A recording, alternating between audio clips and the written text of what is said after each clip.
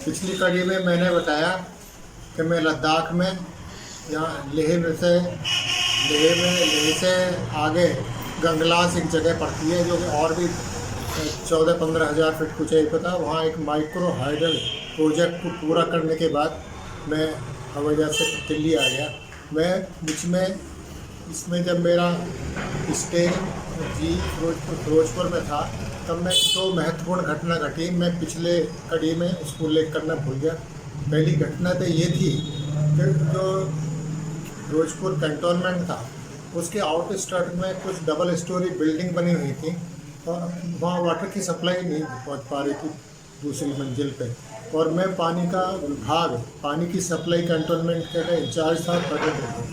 तब garrison engineer मुझे बोला कि या तो हम अलग से टैंक बनाया जाएगा या अलग से कोई पंप लगाया जाएगा, तभी वो डबल स्टोरी जो बिल्डिंग है जिनमें वाटर टैंक लगे और पानी पर नहीं पहुँच पा रहा, कुछ न कुछ इसका प्रावधान करना पड़ेगा। मैंने उनको बोला कि सर आप एक काम कीजिए, थोड़ा मुझे समय दीजिए, मैं कुछ ना कुछ का समस्या का समाधान निकालूँगा।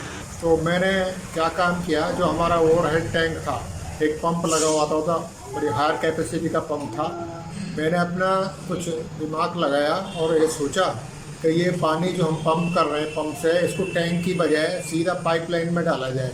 तो थोड़ा मॉडिफिकेशन करके वाल्व्स के अंदर में जो पंप चलाते थे तो पानी टैंक में ऊपर ना जाके वो दूसरा वाल्व खोल देता था, जो डायरेक्ट जो सप्लाई का वाल्व था, और उसको खोलने के बाद में पंप से सीधा का सीधा पानी उन बिल्डिंगों में से जाता था और टैंक के ऊपर ओवरहेड टैंक लगे हुए थे बिल्डिंगों के ऊपर, वो सब के सब भर जाते थे। मैंने वो सब उनको करके दिखाया और बताया कि समस्या हल हो गई है। वर्तमान में तो आगे चल के फंड्स वगैरह की अवेलेबिलिटी के बाद में इसमें अलग पंप से लगाने का प्रावधान करना जरूरी होगा।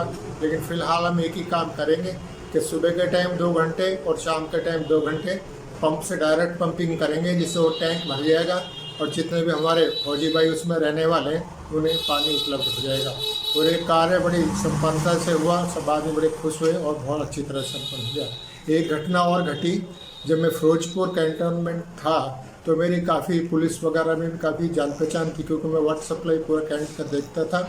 लेकिन वो जो एक फिरोजपुर जगह है, फिरोजपुर में एक हुसैनी वाला बॉर्डर पड़ता है। ये जो बॉर्डर है ये लाहौर और फिरोजपुर के बीच में है और इसको हुसैनी वाला बॉर्डर करते हैं। आपको याद दिला दूँ, 13 अप्रैल 1968 को वहाँ बैसाखी का मेला लगता है।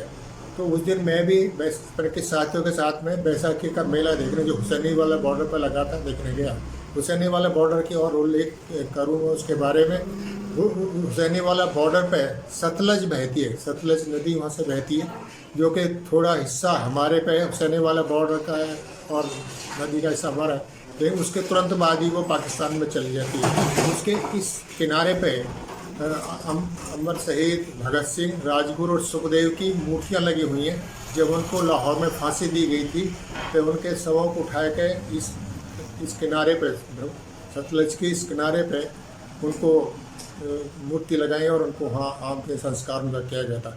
तो उस दिन वो बैसाखी का मेला लगा हुआ था और ये हमारा भाग्य समझिए मेरा कि उस दिन अपने अमर शहीद भगत सिंह जी की माता जी वहाँ आई हुई थी और ज्ञानी जेल सिंह भी वहाँ उपस्थित थे।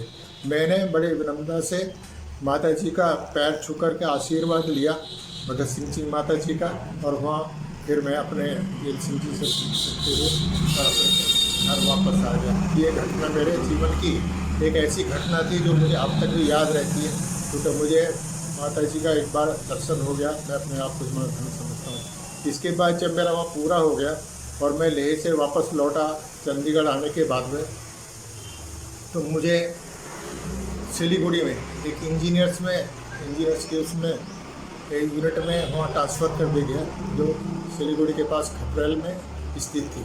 कुछ दिन के बाद में खपरेल रहे, कुछ और वहाँ कार्य चलते थे, इंजीनियरिंग से संबंधित कार्य चलते थे। और उसके बाद ही 71 की वार स्टार्ट हुई। वार होने के बाद में हमें काफ़ी मूवमेंट करना पड़ा, काफ़ी आगे की चले पूरी यूनिट और क्या पूरा आर्मी उस तरफ को बांग्लादेश में गया था। आगे चलने के बाद काफ़ी एरिया सन 71 के दिसंबर में उसमें काफ़ी एरिया हमने वो जो कैप्चर कर लिया था। और आगे तक हम पद्मा रिवर तक हम आगे बढ़ गए और उसके आगे भी पुल बना के आगे भी चले गए। लेकिन मेरी जिम्मेवारी क्या थी, पद्मा रिवर से पहले एक झैनड़ा कैडेट कॉलेज पढ़ता था, जैसे हमारा आगे में देहरादून में इस तरह का। तो वहाँ पूरा आज सभी लड़के वगैरह जो भी ट्रेनिंग लेते थे वो सब के सब भाग गए थे उधर से, और वहाँ की पूरी बिजली ठप हो गई थी। मुझे जिम्मेवारी दी गई कि किसी तरह से भी जो भी आपको सामान चाहिए आप ले लो, लेकिन कैंटन ये जो कैडेट कॉलेज है जिसमें का आर्मी का बेस बना दिया गया था, वहाँ से जो बिजली की सप्लाई इसको रेस्टोर किया गया। मैंने कहा स्टडी करने के बाद जो उनका बहुत बड़ा पावर हाउस था, अपने कुछ मोदी भाई इंजीनियर के कार्यकर्ता लेके उसको ठीक करवाया, कई दिन उसमें काम किया और उसकी बिजली सप्लाई पूरे कैंप में कर दी। हमारे जो वहाँ जनरल अफसर कमांडिंग चीफ थे उन्होंने काफ़ी प्रशंसा किया कि ऐसा कौन इंजीनियर है जिसने इस क्षेत्र में आ गए इतनी स्टडी करने के बाद में इस कैंटोनमेंट को और इस कैडेट कॉलेज को बिजली सप्लाई कर दी, क्योंकि उसमें स्ट्रीट लाइट वगैरह भी सब जल गई। तो उन्हें बड़ा आश्चर्य हुआ। उस टाइम पर सीज फायर हो गया था, इसलिए कोई डरने की कोई बात ही नहीं थी, क्योंकि हमारी फौजें काफ़ी ढाका तक के लगभग करीबी पहुँच गई थी। इस तरह से मैंने किया। वो भी सिनेमा हॉल वगैरह भी थे उसमें, उस सिनेमा हॉल को भी मैंने जैसौर के शहर में जा कर के पता किया कि इसका ऑपरेटर कौन है। ऑपरेटर को ढूंढा, उसको ढूंढ के उसको लाया और उसे अपने जो पिक्चर हॉल था उसकी मशीनें वगैरह चाहे उसको। इस तरह से बांग्लादेश में हम काफ़ी दिन तक रहे। और बाद में जब आर्मी उधर से वापस आ गई तभी भी मैं कुछ दिन के लिए वहाँ छोड़ दिया गया कि जब तक कि इसका जो बिजली की और पानी की सप्लाई है, जब तक कि ये ना रेस्टोर हो जाए, ना ठीक से चल गया, तब तक थोड़ा दिन और आपको यहाँ रहना है। मैंने वो सब जो लोकल आदमी थे और कुछ अपने आदमी मिल गए, उन्होंने सब बिजली और पानी का रेस्टोरेशन किया और इसके बाद मैं कुछ दिन के बाद में वहाँ से चला गया। अगली कड़ी में मैं आगे की बात बताऊँगा, एक्टिव ऑपरेशन में क्या क्या हुआ और कैसे लड़ाई लड़ी गई। और इसके बाद धन्यवाद। मेरी ये कड़ी अपनी समाप्त करता हूँ। अगली कड़ी में फिर आपके बारे में कुछ जानकारी दूँगा, अपने जीवन के बारे में जो बहुत संघर्षपूर्ण रहा है, लेकिन मैंने कभी हार नहीं मानी। मैं अपने बच्चों से भी कहता रहता हूँ कभी हार मत मानना। यदि घर से जब निकलो तो पूरे दृढ़ विश्वास के साथ लेना, किसी काम के लिए जाना, कभी न चिंता करनी चाहिए न कुछ नहीं चाहिए। आदमी को हमेशा आत्मविश्वास बनाए रखना चाहिए, परिश्रम करना चाहिए। यही मेरा संदेश भी है। धन्यवाद, नमस्कार।